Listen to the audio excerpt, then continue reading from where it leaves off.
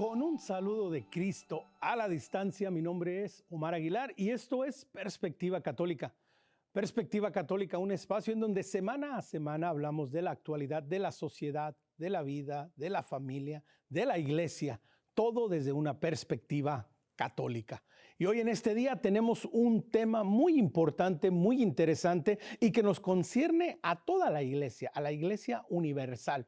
Hoy estaremos hablando del Sínodo Alemán, que solo hace un par de semanas llegó a su conclusión. Este camino, este proceso del Sínodo Alemán llegó a una conclusión con algunas reflexiones por demás interesantes. Pero para hablar de este tema y para plantear lo que esto presenta y esto significa para la iglesia, tenemos tres hombres de Dios, tres grandes sacerdotes que estarán compartiendo con nosotros hoy este tema tan importante. Primero que nada, vámonos hasta Italia, hasta Roma, para darle la bienvenida al Padre Santiago Martín. Padre Santiago, bienvenido a Perspectiva Católica. Muchas gracias. Buenos días aquí en Roma. Buenos días, buenas tardes, buenas noches, Padre Santiago. Gracias por acompañarnos. Después nos vamos hasta el Cono Sur. Padre Javier Olivera Rabasi, desde la Argentina. Padre Javier, bienvenido a Perspectiva Católica. Muy buenos días, Omar. Muchas gracias por invitarme. Aquí estamos desde Buenos Aires, Argentina. Así es, y luego seguimos subiendo y nos venimos un poquito más hacia el norte, hasta Colombia, para darle la bienvenida a nuestro querido Fray Nelson Medina. Fray Nelson, bienvenido a Perspectiva Católica. Muchas gracias por esta invitación. Un placer estar aquí y que Dios nos acompañe en este tiempo de diálogo y reflexión. Así es, Fray Nelson, muy cierto, que Dios nos acompañe en este tiempo de diálogo y de reflexión. Y Padre Javier, quería comenzar con usted. Esta conclusión, este resultado de este camino sinodal de la Iglesia alemana, que por varios años, por 3 años, estuvo reflexionando, para muchas personas puede ser como algo que, bueno, solo acaba de suceder, y lo que ha resultado, lo que han decidido, lo que han pensado, pues es algo nuevo. Pero la iglesia en alemana, de alguna manera, ya venía encaminándose hacia este resultado ya por algunas décadas. Es decir, este resultado final del sínodo alemán, en donde, por ejemplo, entre las varias cosas que se propusieron fue permitir a los laicos que pudieran bautizar, que pudieran predicar, permitir a las personas, ¿verdad?, con disforia de género que pudieran entrar a institutos religiosos, la bendición de diferentes formas. Padre Javier, este proceso del camino sinodal alemán no es un proceso reciente, es un proceso que ya lleva décadas la iglesia alemana caminando hacia este lugar, ¿no? Sí, varias décadas. De hecho, yo tuve la gracia en su momento de estudiar en Alemania un par de años, ya cuando era seminarista, fui a estudiar alemán justamente para mi doctorado en filosofía, hace más de casi 20 años, y ya uno veía en aquel momento, yendo a las parroquias o visitando, hablando con la gente en la universidad, que al parecer la herencia de Martín Lutero, ese fraile agustino apóstata, ¿no?, que destruyó el orden social de la cristiandad allá por el siglo XVI, si alguno quiso decir que era un testigo del Evangelio o lo que fuera, ya subsistía. Esto no es de hace 3 años. Ahora que salió todas las conclusiones de este sínodo alemán, me acordaba que el año pasado mismo había hecho un video sobre a dónde nos llevaba todo esto. Y no hacía falta ser profeta, hacía falta simplemente ver en las causas, como Santo Tomás de Aquino dice, para darse cuenta que esto llevaba una deriva tremenda.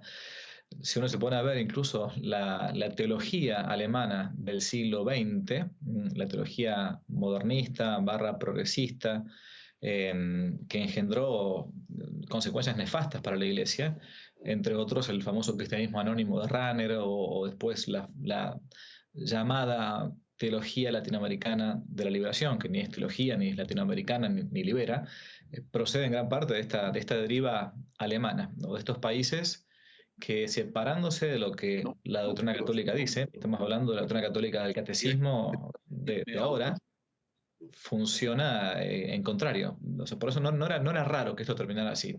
Tenía que terminar así. La consecuencia lógica era que iban a terminar fuera del planteo de la Iglesia. Por eso aún varios obispos alemanes se han declarado en contra de lo que Santa Sede ha marcado en los últimos años y diciendo en el catecismo.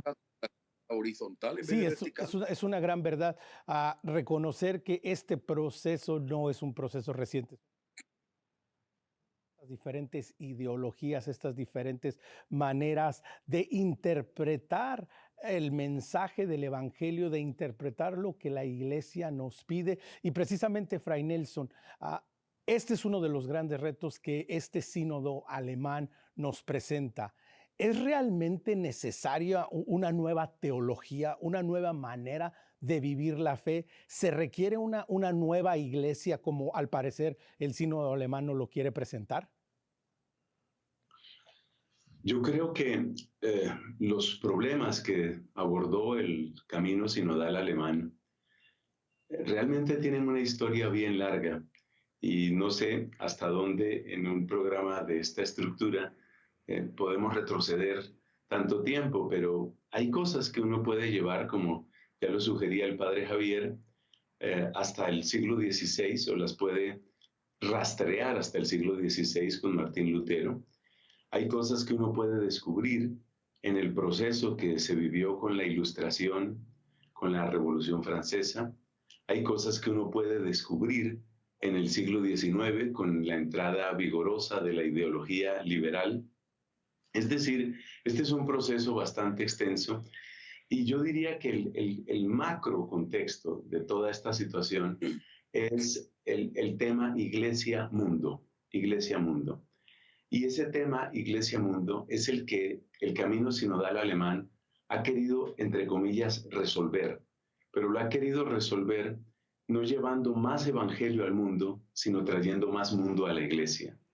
Y en ese sentido, pues lo que resulta es una especie de nueva iglesia que, por supuesto, ya no tiene la capacidad de impactar al mundo con la novedad del evangelio, sino que más bien pues se va a enfrentar a sí misma, que es lo que un poco estamos viendo cuando nos damos cuenta que se pierde la esencia del evangelio y finalmente pues resultamos perdedores todos.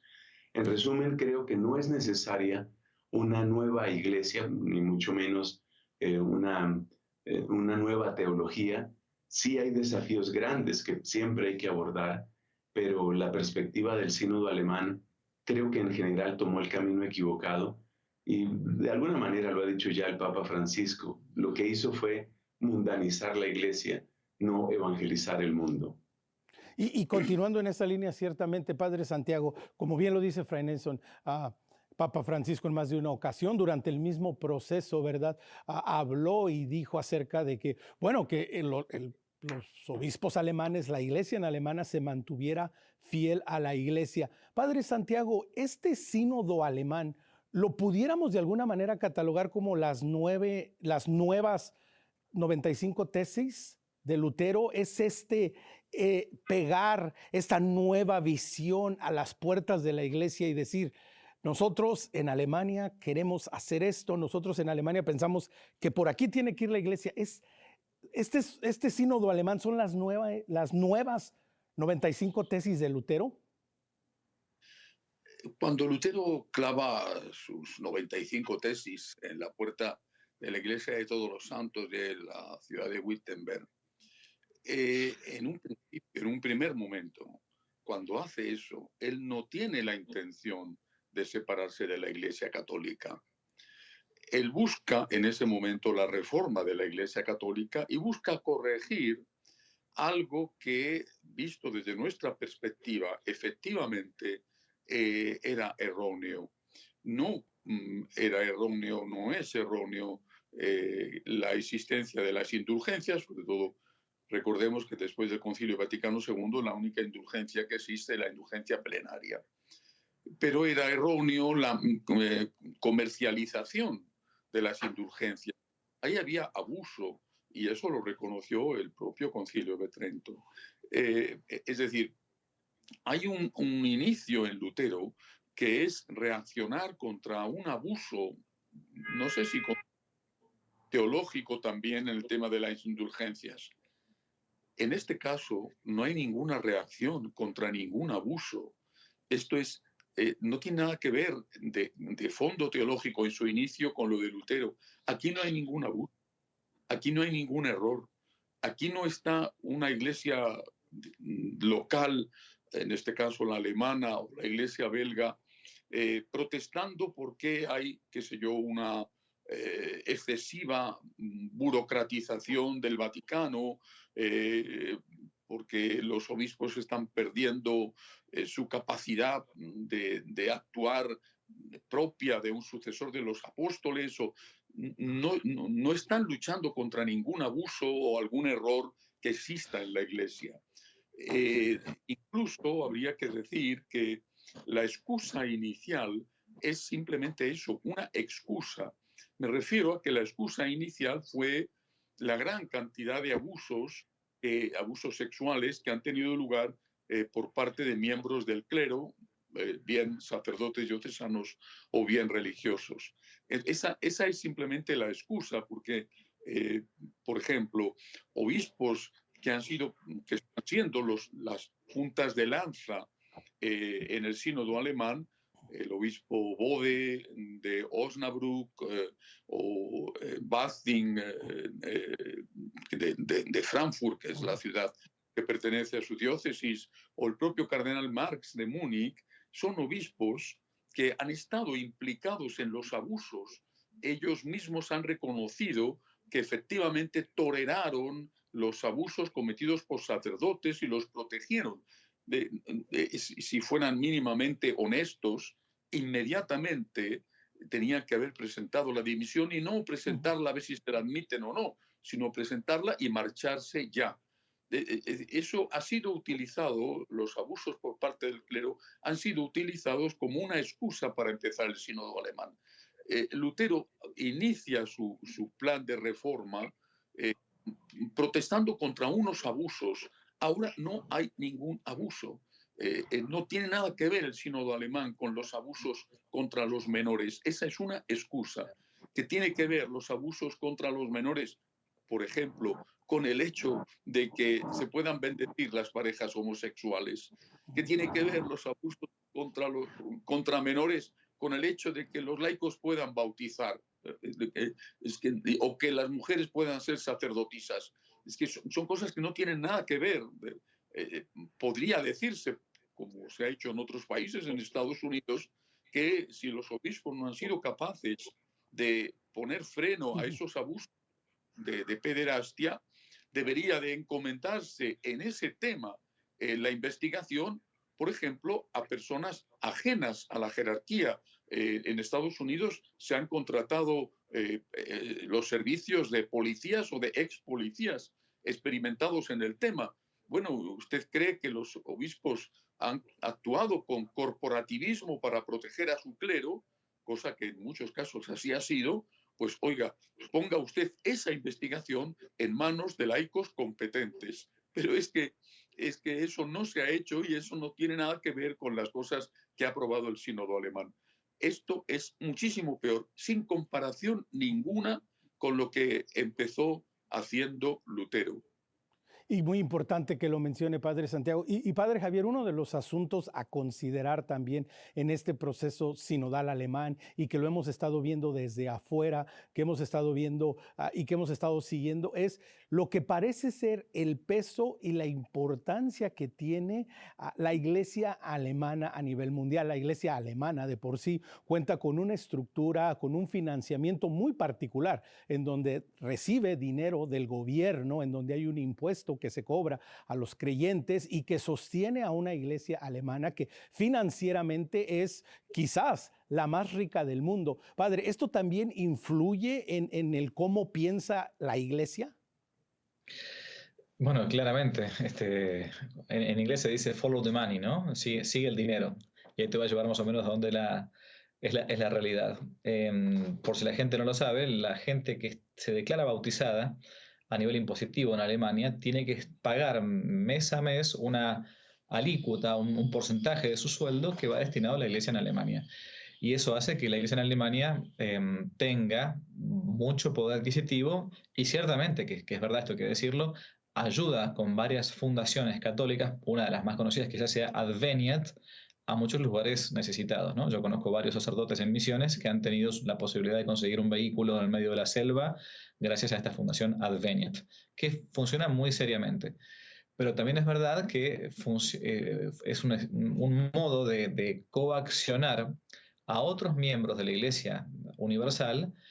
¿Por qué? Porque son los que tienen un poder adquisitivo gigantesco. No solamente la Iglesia, Alemania misma es la rueda que hace mover a Europa. Desde el punto de vista económico, cualquiera que siga las noticias en Europa sabe que Alemania es muy, pero muy poderosa en lo que es la zona del espacio Schengen y todo esto.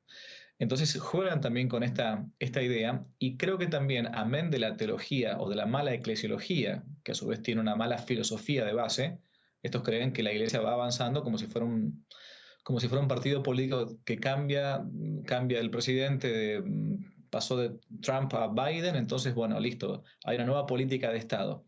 Y tienen en la cabeza esto, que la Iglesia de estilo cuasi hegeliano va cambiando, va modificándose hacia la perfección siempre. Y entonces, bueno, debe acomodarse al mundo. Es el gran problema de la Iglesia y del mundo, lo que decía el padre Nelson hace un ratito, ¿no? El poder adquisitivo de la Iglesia en Alemania claramente que influye. Y por eso ellos creen que como se deben también a los impuestos de la gente, para que dejen de tildar en el casillero de la parte impositiva a los alemanes, de que ese porcentaje mínimo va hacia la Iglesia Católica, deben acomodarse a las cosas del mundo. O sea, es la famosa, si me permiten la expresión, teología desde abajo, teología del pueblo, pero no lo digo de modo irónico, lo digo realmente en serio. La teología del pueblo, que es la sucedánea o la hija bastarda de la teología de la liberación, que se ha apoderado de muchos estamentos. Hay funcionarios eclesiásticos que no tienen la fe del catecismo, perdón, esto hay que decirlo así claramente. Al menos no tienen la fe del catecismo que quizás estudiamos nosotros cuando éramos más pequeños. No, no es lo mismo, ¿no? La iglesia no es la esposa de Cristo. Es la novia que va cambiando de vestido permanentemente, y bueno, uno tiene que acomodarse a la novia con la cual le toca bailar. Sí, y una de las cosas que lo vemos, y como usted bien lo dice, padre Javier, estamos ante una nueva perspectiva, una nueva visión de la iglesia que claramente sale fuera del contexto de la tradición, del evangelio. Fray Nelson, uno de los puntos centrales de este sínodo alemán y una de las soluciones que presentaron fue precisamente romper con la idea de varón y mujer los creó. Varón y mujer los creó, hombre y mujer creados a su imagen y semejanza. Una de las propuestas del sínodo alemán de manera particular es, por ejemplo, permitir que una persona que tiene disforia de género, que tiene este trastorno mental, pues pueda cambiar en la partida de bautismo su sexo, y por consiguiente, si una mujer se siente hombre, pues que se le permita entrar a un instituto religioso, a un seminario, y que pueda, ¿verdad?, pues ser ordenado sacerdote. Fray Nelson, esta visión completamente alejada de las enseñanzas del magisterio de la Iglesia, de Jesús mismo, ¿cómo es que logra salir y ahora la iglesia alemana tan abiertamente no solo lo presenta, pero lo defiende? Yo creo que el padre Javier ha tocado un punto, lo mencionó solamente, un punto muy importante, y es que hay cuestiones antropológicas, cuestiones filosóficas de fondo en esto. Hay gente que cree que este es un tema solamente de que el Papa saque un decreto o una excomunión o cosas así parecidas. Este no es un tema solamente canónico ni solamente disciplinario. Tampoco se limita a la liturgia. Detrás de esto hay cuestiones teológicas y cuestiones filosóficas muy profundas. Por ejemplo, ¿qué es ser humano? ¿Qué es el hombre? ¿Qué es el ser humano? Esto está ahí presente.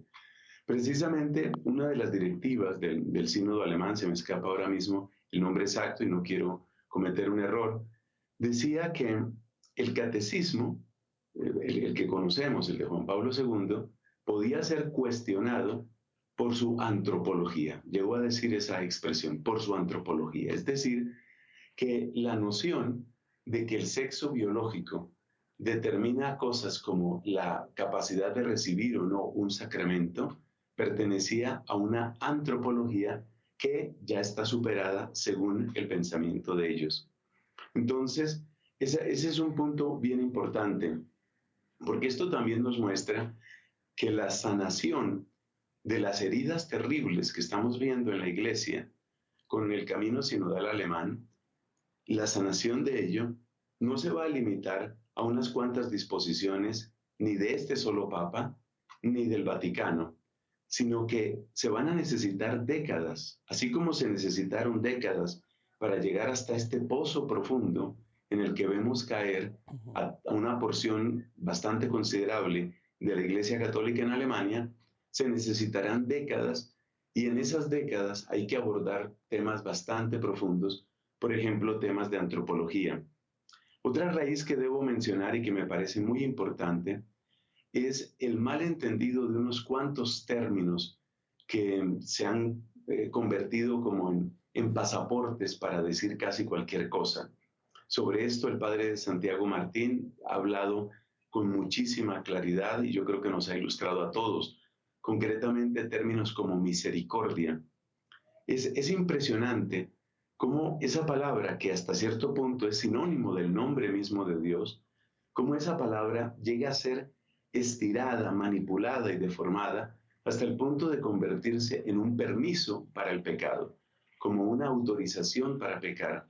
Entonces, desde ese ángulo, el prohibir, ese es el verbo que ellos utilizarán, el prohibir que una persona llamada no binaria entre a un seminario es una discriminación cruel.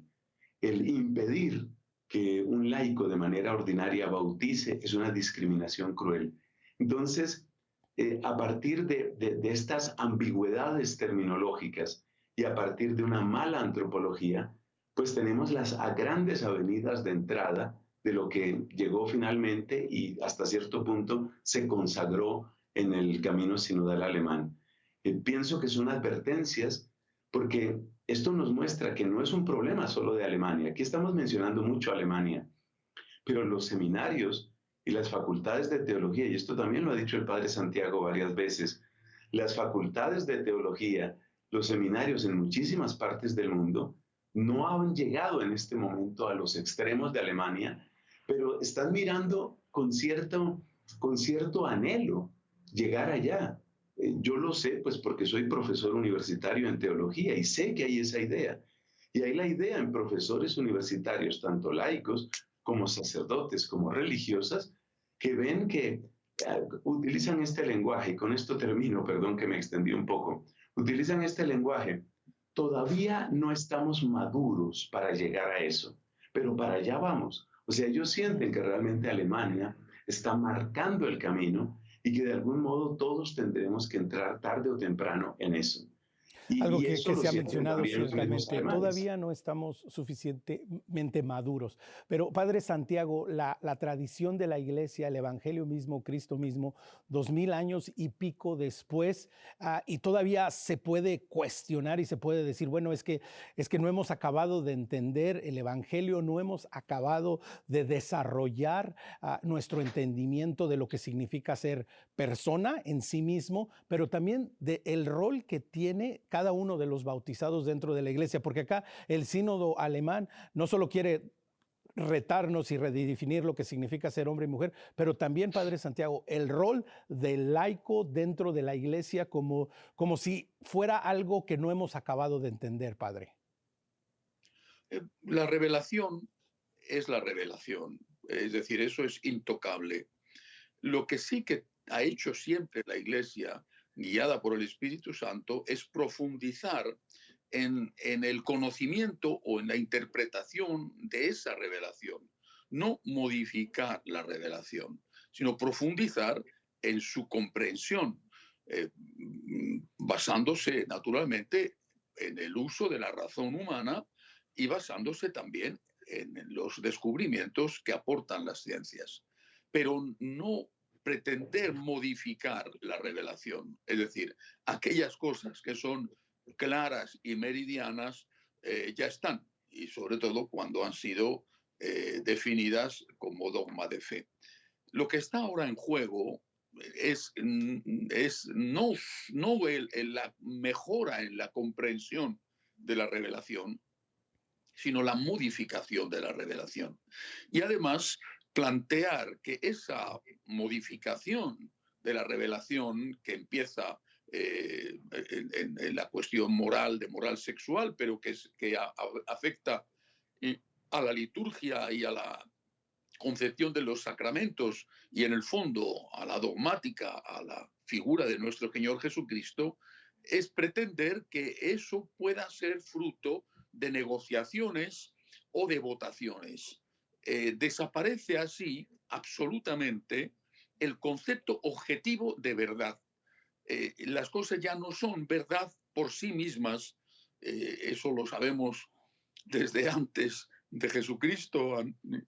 Aristóteles es el gran teórico de este tema, y de una forma magistral y excepcional lo recoge el gran maestro dominico Santo Tomás.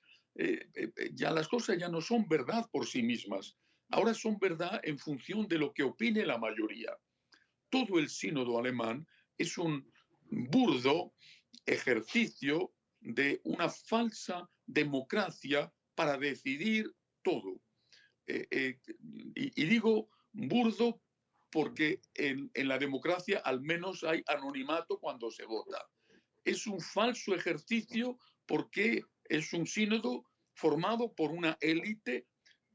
La práctica totalidad son profesores universitarios, o por lo menos universitarios, una élite ideologizada, son palabras además del Papa Francisco, que ha descalificado así con estas dos palabras el propio sínodo alemán.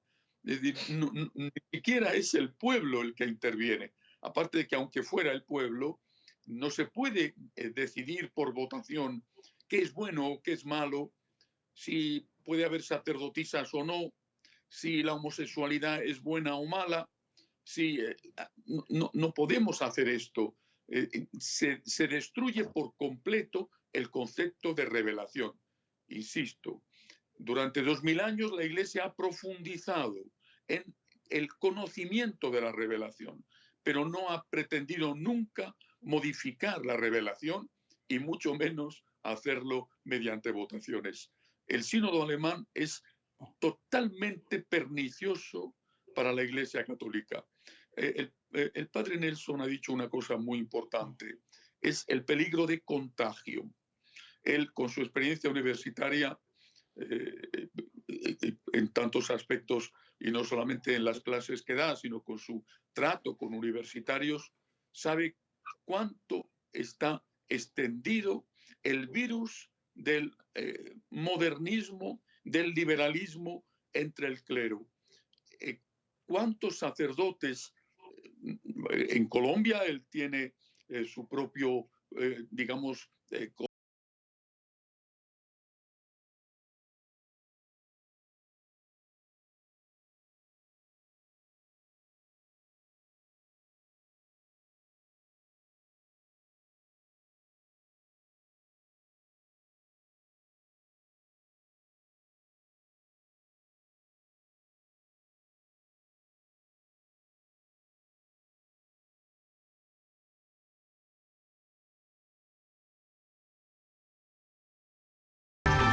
con todo lo que dice el sínodo alemán, sí que están de acuerdo con bastantes cosas de lo que allí se está promoviendo. Es la irrupción del modernismo en la Iglesia de una forma muchísimo más radical incluso que lo que pretendieron los modernistas del siglo XIX. Y que esto nos lleva, Padre Javier, a reconocer que el sínodo alemán no solo es una respuesta a la realidad particular de este país, de esta región del mundo, de este pensamiento que existe allá, pero que también nos demuestra un poco la necesidad de la Iglesia Universal, de, como lo dice el Padre Santiago, de obispos, de sacerdotes, de laicos, de todos nosotros, a retomar una verdadera teología, una verdadera eclesiología que nos siga manteniendo unidos como iglesia, Padre Javier. Sí, porque, a ver, la cuestión es, ahí lo dijo el Padre Santiago o el Padre Nelson recién, ¿no? Creo que nos estamos localizando en un lugar muy específico que es Alemania, pero la crisis es mundial. O sea, seamos bien claros y concretos y directos. Cuando uno abre las napas, abre las cloacas, bueno, puede ser para que uno limpie un poco esa parte de las calles que están sucias, pero también tiene un riesgo muy grande. Y el riesgo es que pueda salir toda la podredumbre para afuera. El tema del sínodo alemán es una parte de un todo que yo creo que hoy por hoy estamos viviendo a nivel mundial, que es el famoso sínodo de la sinodalidad. Un proceso que vaya a saber cuándo termina esto, porque se va extendiendo al parecer en el tiempo, que esto de abrir procesos, pero no culminarlos con cosas concretas, lleva a sus consecuencias complejas. Si uno se pone a ver incluso las respuestas que en muchos lugares del mundo se están dando, vaya a saber también por quién seleccionadas al revés, porque uno después dice, bueno, uno manda sus posturas y lo que sea, y alguien, una persona física o un grupo de personas físicas con una determinada cosmovisión o si quieren ideología, va seleccionando qué cosa dice la iglesia de esta zona que supuestamente quiere para el futuro, con preguntas que muchas veces están direccionadas arbitrariamente para que uno responda ciertas cosas. Entonces, creo que limitar el problema del sínodo a simplemente Alemania es no entender el problema que hay de fondo de la crisis gigantesca de la iglesia. La otra cosa que yo sí quería decir, porque la gente tiene que saberlo, es que cuando uno es perito en la materia, no puede alegar lo que se dice en moral ignorancia invencible. Si yo soy cirujano y me dedico a cirugía cardiovascular, no puedo decir, mire, ¿sabe qué? Perdóname, señor paciente, yo no sabía que dejarme el bisturí dentro del estómago suyo podía llegar a traerle algún tipo de complicación. No puedo alegar mi propia torpeza. En derecho decimos eso, ¿no? La ignorancia es culpable en el caso de una persona que tenga pericia en la materia. Estos obispos, alemanes o no alemanes, cuando dicen estas cosas en público y la afirman y la mantienen con pertinacia, aún bajo un pequeño reto que puede traer de arriba, están cayendo al menos en dos pecados muy graves, que uno es la herejía y otro seguramente el cisma, que son pecados que tienen una pena aneja en derecho canónico, que es la excomunión. O sea, la herejía o el cisma o la apostasía, si el padre Santiago o el padre Nelson o yo, que somos curas, dijésemos de modo pertinaz algo contra la fe públicamente y lo mantuviésemos y nos corrigen nos mantenemos, yo caigo en el pecado de herejía o en el pecado de cisma. Y ese pecado tiene la pena aneja, que es la excomunión.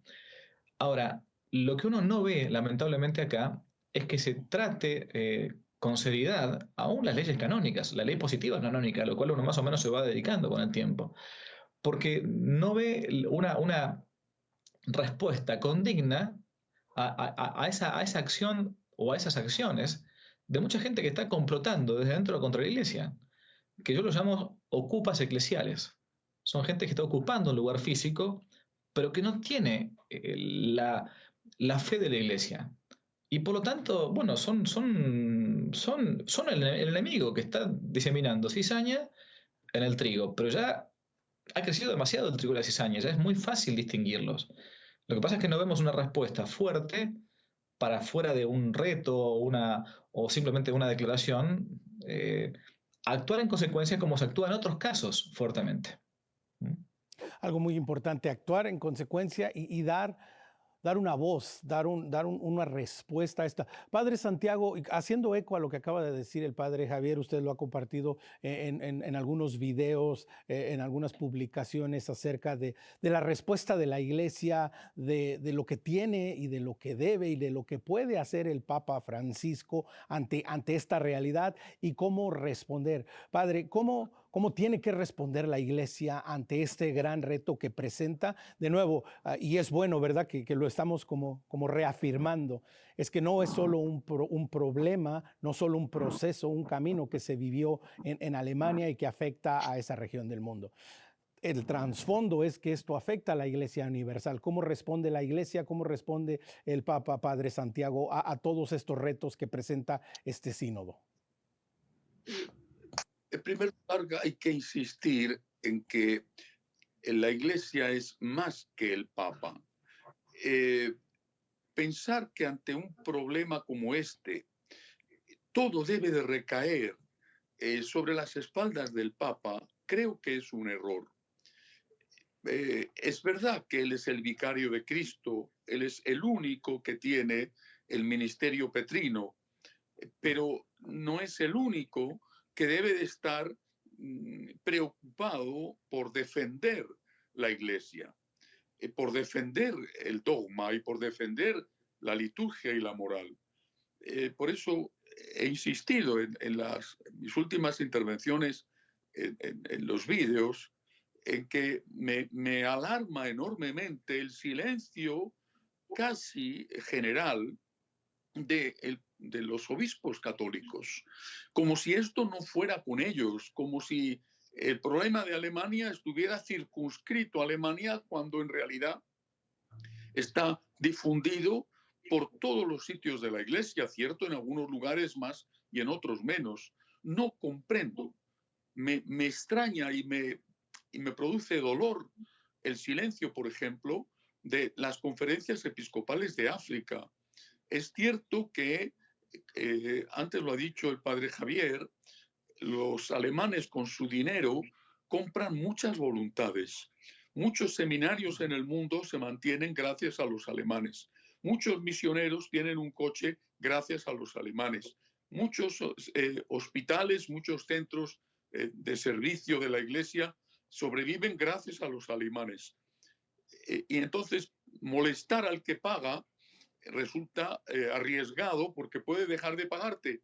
Y entonces tendrían que cerrar seminarios o hospitales, o los misioneros quizá no podrían desplazarse a lugares lejanos, a su parroquia central, porque no tendrían dinero. Pero no se puede traicionar a Cristo por dinero.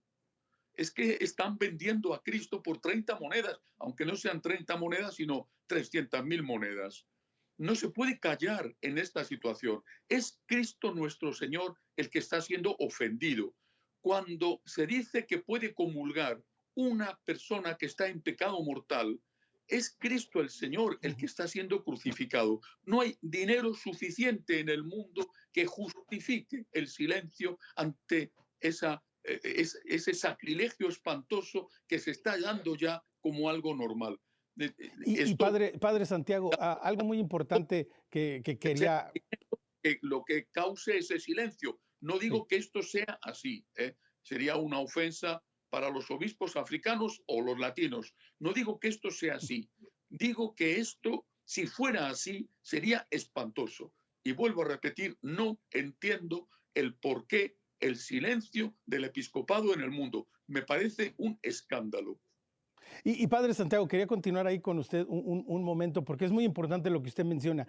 Es como bajo la máscara de la caridad y de la misericordia que, de nuevo, que en el mundo, que en muchas partes del mundo se recibe por parte de la Iglesia alemana, porque tiene el poder, porque tiene los dineros para colaborar. Bajo este argumento se puede decir pues que la Iglesia alemana se siente en la libertad de decir, bueno, nosotros queremos hacer esto, vamos a hacer esto, y nadie puede opinar nada. También será un poco que la Iglesia alemana, los poderes dentro de la Iglesia alemana se escudan bajo esta caridad y bajo esta misericordia. Eso yo no lo sé. Ciertamente el dinero lo tienen y es verdad que ayudan mucho. Y lo han hecho además desde hace muchísimo tiempo. El problema no estaría tanto en que ellos ayuden, sino en lo que piden a cambio. No sé, no creo además que esas peticiones sean explícitas. Es posible que sean simplemente peticiones implícitas, que el que lo recibe es consciente de quién es el que lo paga. En español decimos que el que paga manda. Vale, insisto, no estoy afirmando que el silencio del episcopado se deba al dinero que reciben de Alemania. Estoy diciendo que si eso fuera así, y Dios quiera que no sea así, sería espantoso. Sería una manipulación de las conciencias comprándolas con dinero. Y también, repito, creo que el silencio de los obispos ante esta gravísima situación es un silencio dañino para la Iglesia. ¿Qué hubiera ocurrido si después de haber aprobado el sínodo alemán sus conclusiones, no digo durante los 3 años que ha durado, sino después de haberlo aprobado, qué hubiera ocurrido si en el plazo de 1 o 2 semanas obispos individuales o bien conferencias episcopales, como acaba de hacer la conferencia de los países bálticos, qué hubiera ocurrido si hubieran hecho una nota diciendo reafirmamos nuestra unidad con el Santo Padre, apoyamos lo que el Papa ha dicho en todos los momentos, desde la carta a los alemanes, las intervenciones de los cardenales del Vaticano, y apoyamos la doctrina de 2000 años de la Iglesia. ¿Qué hubiera ocurrido? Pues que la Iglesia entera estaría reaccionando ante un virus. El organismo reacciona ante el virus, ante una bacteria, con los anticuerpos. Aquí lo que hay es dejadez y silencio. Y eso da una sensación de que el que calla, otorga. Creo que hay que mover al episcopado para que apoye al Papa en la defensa de la doctrina de la Iglesia. Y este llamado no solo va para el episcopado, Fray Nelson, este también es un llamado para todas las personas de fe, para todos aquellos que profesamos, ¿verdad? Y que somos católicos, que somos bautizados, que tratamos de vivir una vida sacramental, que tratamos de seguir el magisterio de la Iglesia. Y Fray Nelson, este es uno de los grandes retos que también presenta el sínodo. ¿Cómo respondemos como Iglesia? Ya no solo hablamos del Papa, ya no solo hablamos del Vaticano, ya no solo hablamos del episcopado, pero como Iglesia, Fray Nelson, ¿cómo vamos respondiendo a esta dura realidad que nos enfrenta y ante estos grandes retos que nos presenta este sínodo? Creo que hay una triple respuesta que se sigue de una manera bastante lógica de lo que hemos planteado. Lo primero, evidentemente, está en el camino de la conversión, la oración y la penitencia. Una palabra que se escucha poco, aunque gracias a Dios un poquitico más cada día. Una unión con la cruz de Cristo, porque de la cruz nos ha venido la redención, y quienes queremos a Cristo, quienes amamos a la Iglesia, no podemos dejar de sufrir en nuestro corazón, ni tampoco dejar de unir nuestros sufrimientos a los de Cristo para la redención del mundo y para el bien de la esposa de Cristo, que es la Iglesia. O sea, esa sería una primera línea, nuestra propia conversión, oración y penitencia. Una segunda línea es lo que precisamente está ofreciendo EWTN en este contexto y muchas otras personas. Es necesario dar formación, es necesario mostrar lo que hay detrás de cada una de estas situaciones. Por ejemplo, mostrar cuál es la antropología propia de nuestra fe cristiana. Mostrar que no cualquier metafísica le sirve a la Iglesia Católica. Es que esto lo ha dicho, por ejemplo, la congregación se llamaba en ese momento para la formación de seminaristas, de sacerdotes. No cualquier metafísica. Necesitamos renovar la formación en muchos lugares, cada uno desde el sitio en el que se encuentra. Así que esta parte de formación es muy importante. Y lo tercero, me parece que es clave que nosotros hagamos presente lo que hay de verdadero en cada una de estas búsquedas.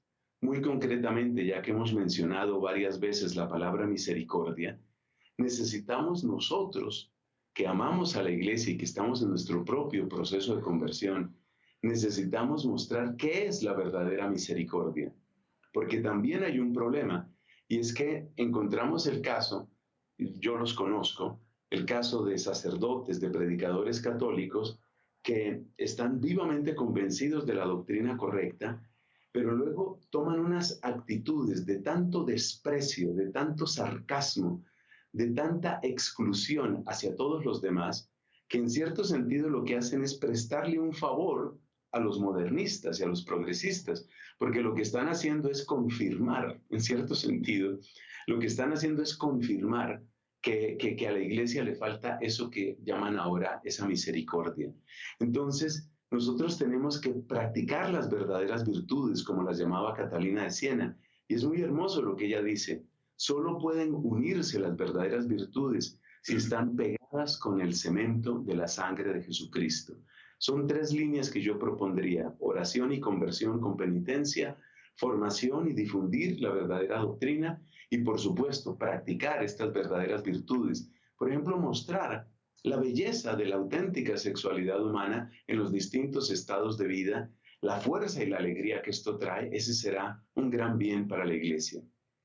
Me encanta, Fray Nelson, cómo lo menciona. Y Padre Javier, pues yo creo que escuchando a Fray Nelson no podemos, pero pensar en la iglesia, en su nacimiento, en esta iglesia que precisamente se basó, se fundamentó en las enseñanzas de los apóstoles, en la oración, en la fracción del pan. Padre Javier, ¿cuáles son los retos también que tenemos que reconocer en el mundo académico, en las universidades, en los institutos, en las escuelas, en donde jóvenes, personas de buena voluntad, jóvenes personas también que tienen una base sólida de fe, pero que de pronto ante estas nuevas ideologías, estos nuevos pensamientos, se sienten atraídos y voltean y ven y dicen, bueno, pero es que la iglesia no está respondiendo adecuadamente a lo que muchos llaman estas nuevas realidades. También aquí hay un gran reto que este sínodo nos presenta y que también pues debe de tener y debemos de verlo con una esperanza.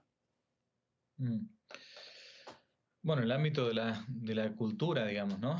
La cultura viene la palabra cultum, culto, ¿no? El cultivo, ¿no? No se puede escindir, a mi juicio, la cultura del culto. De algún modo, el culto católico es, por decirlo en expresión moderna, es el producto de una cultura de muchos siglos, entendiendo lo que implica el misterio de nuestro Señor Jesucristo, que se renueva cada día en los altares a partir del sacrificio de la cruz. Ahora, son dos cosas creo que distintas. Uno es cómo uno podría plantearse si en las universidades católicas o en los institutos católicos o colegios católicos se está dando catolicismo, ¿no? Y no catolicismo como una rama más de una materia más. Así uno no debe enseñar el catolicismo, debe enseñarlo como ahora dicen modernamente de modo transversal. Todo debe ser católico. Esto es lo de Chesterton, que le preguntaron una vez si él era un escritor católico y él dijo, no, yo soy católico. Lo que pasa es que yo soy escritor, lo que pasa es que cuando escribo se me nota. Entonces, claro, se me tiene que notar el catolicismo. En muchos lugares, yo lo digo siempre, públicamente, no tengo problema en repetirlo, que en muchos lugares que hoy se dicen católicos, universidades católicas o colegios, son colegios o universidades católicas sociedad anónima. O sea, son comercios que tienen o mantienen, mejor dicho, el título de católicos. A algunas universidades se les ha sacado incluso ese nombre, creo que en Perú, por orden de la Santa Sede, pero no enseñan realmente la doctrina católica. Entonces, habría que plantearse bien qué es católico y qué no es católico, en primer lugar. Porque si no, un joven sale de la escuela o sale del colegio o de la universidad pensando que estudió catolicismo y en realidad fue estafado. Fue una estafa. Técnicamente, desde el punto de vista jurídico, es una estafa. Y después cree con el tiempo que, bueno, él es católico, yo soy católico. En realidad es mentira. Lo estafaron, perdió el tiempo. Entonces, primera cosa es que las universidades católicas o los colegios católicos o lo que se llame cualquier instituto de educación católica sean verdaderamente católicos, o sea, estén aferrados a la doctrina de la Iglesia, ¿no? Con todo lo que dijo recién Fray Nelson, todo lo demás estamos de acuerdo, porque tampoco hay que hacer una dialéctica del tema este. Tiene razón, yo creo que hay mucho de decir con todo esto y mucha gente que está buscando likes en internet y no predicar a Jesucristo y defender a su esposa, que es nuestra mamá, que es la Iglesia. Y después en un segundo ámbito, en las universidades que se digan católicas o no, creo que sobre todo hay que volver al papel del docente católico, o del católico que mejor dicho es docente. Que aún en la universidad pública o en la universidad privada / católica, debe ser su apostolado. Hace muchos años yo leí un librito del padre Alfredo Sáenz, un cura jesuita muy bueno, ya muy anciano hoy, un opúsculo llamado así, ¿Cómo evangelizar desde la cátedra? Donde le iba planteando desde las prácticas a la historia, a la geografía, a la física, como cualquier docente, aún en un colegio estatal, o sea, no privado, no católico, debe hacer su trabajo de apostolado. Docente en cualquier rama, no digo nada más que de catecismo. Pero si tenemos docentes que tampoco conocen su propia fe, porque cuando llega el momento en la parroquia, el cura el fin de semana no me está explicando el Evangelio, sino que me está explicando la última serie que se vio en Netflix o la genialidad que hizo jugando al squash o lo que sea. Bueno, entonces después no podemos quejarnos. Hay una gran falta de formación. Yo el año pasado hice una catequesis que era así, catequesis para bárbaros. Todos los jueves lo daba por YouTube. Fue mucha gente que asistió a eso.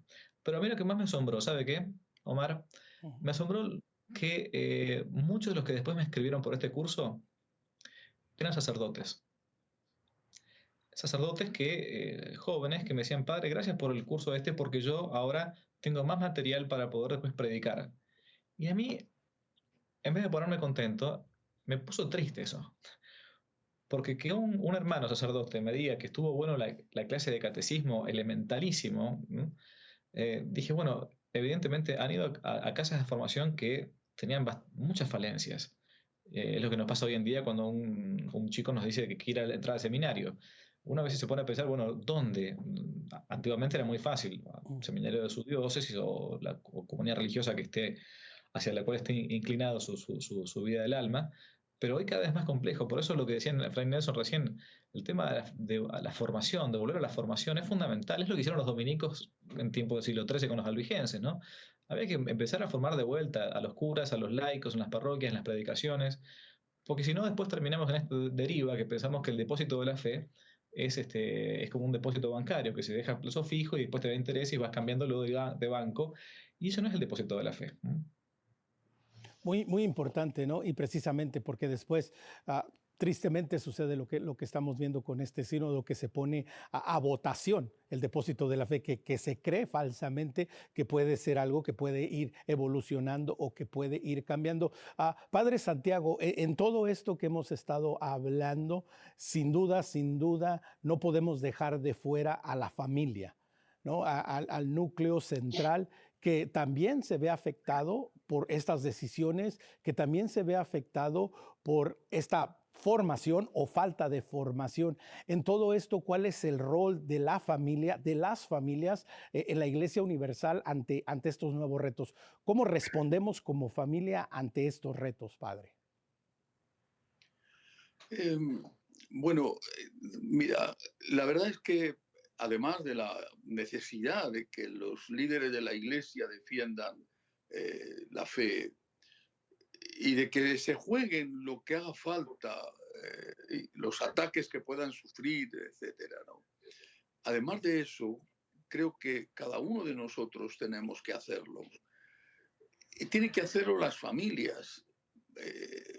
Y muchas veces, demasiadas veces, se conforman los padres con llevar a sus hijos a un colegio religioso que a veces les cuesta mucho dinero, pensando que ahí van a darles una educación católica, sin hacer después un seguimiento de lo que realmente está recibiendo su hijo en ese colegio católico.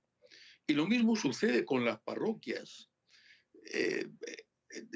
No siempre en las parroquias católicas hoy se da enseñanza católica.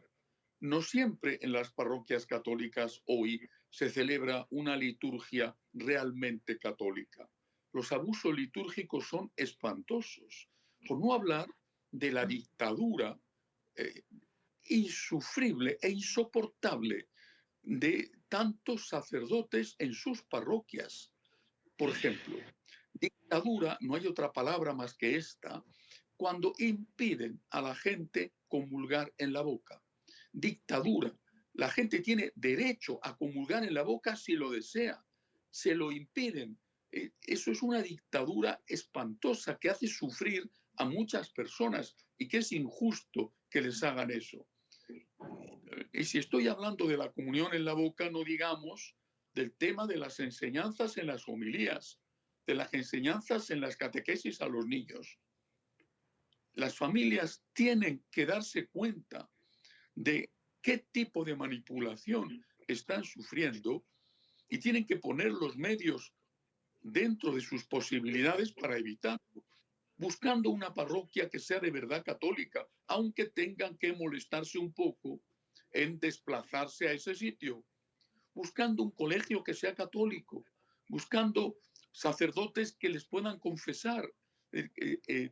Ante la gravedad de la situación que estamos viviendo a nivel global, en unos sitios desde luego peor que en otros, somos todos los que estamos implicados y somos todos los que tenemos que actuar, cueste lo que cueste.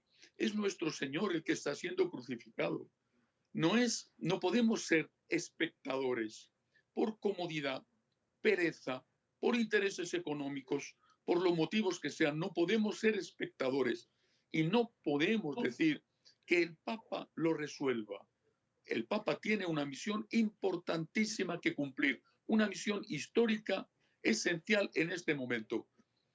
Pero me parece que decir que el Papa tiene que resolverlo todo es no haber entendido lo que tenemos que hacer cada uno de nosotros, los bautizados, en función de nuestra responsabilidad. Así es, este es un problema, este es un reto para la Iglesia Universal, no solo para la respuesta del Santo Padre o la respuesta del episcopado o la respuesta de unos sacerdotes, nada más. Este es un reto y es una llamada de atención a volver a la Iglesia, a las enseñanzas, a la fe, a fortalecernos. Quiero darle las gracias a nuestros 3 invitados, al Padre Santiago desde Italia, al Padre Javier desde Argentina. Y bueno, antes de iniciar el programa hicimos un pequeño concurso y el ganador fue el Padre Fray Nelson. Así es que, bueno, su premio fue que nos despida y que nos dé su bendición. Ya lo sabe, esto es Perspectiva Católica. Fray Nelson, si nos despide con una bendición. Gracias, agradeciendo también a mis hermanos sacerdotes. Padre Dios, por los méritos infinitos de la pasión, muerte y resurrección de Cristo, haz abundante el don del Espíritu Santo en toda tu iglesia. Que cada uno de nosotros, desde su propia vocación, pueda responder al llamado y al palpitar de tu corazón, Señor. Que seamos auténticos testigos del Evangelio, de palabra y de obra. Que unidos al Santo Padre y a nuestros legítimos pastores, seamos un pueblo que peregrina en la conversión y que busca de verdad la santidad. Imploramos tu bendición, Señor, sobre todas las personas que en Alemania o en cualquier otro lugar sufren de una manera o de otra las desviaciones en la doctrina o en la moral, empezando por aquellos que consideran que están felices en esa condición. Trae, Señor, tu bendición sobre todo tu pueblo. Y tú, que sin mérito mío me elegiste y ungiste mis manos para ser sacerdote, concede que esta bendición descienda sobre todos, en el nombre del Padre, y del Hijo, y del Espíritu Santo. Amén. Amén, ya Amén. lo sabe. Si quiere conectarse con nosotros, escríbanos a nuestro correo electrónico perspectiva@ewtn.com, perspectiva@ewtn.com. Y ya lo sabe, que nuestra perspectiva siempre sea el amor